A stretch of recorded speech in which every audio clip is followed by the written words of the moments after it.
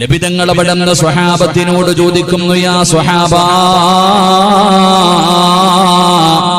സ്വർഗത്തിലേക്ക് എളുപ്പത്തിൽ കടന്നു പോകുന്ന ഒരു വഴി ഞാൻ നിങ്ങൾക്ക് പറഞ്ഞു തരട്ടെയോ സഹാബാ? ബലാ യാ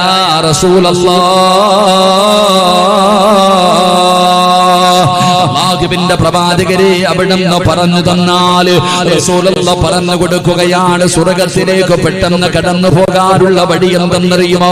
വഅദ് കഴിഞ്ഞ് തിരിച്ച് നിന്റെ വീട്ടിലേക്ക് കടന്നു പോകുമ്പോൾ റോഡിലൊരു കല്ല് കിടക്കുകയാണ്, റോഡിലൊരു കമ്പ് കിടക്കുകയാണ്, വഴിയിലൊരു കുപ്പിച്ചില്ല് കിടക്കുകയാണ്.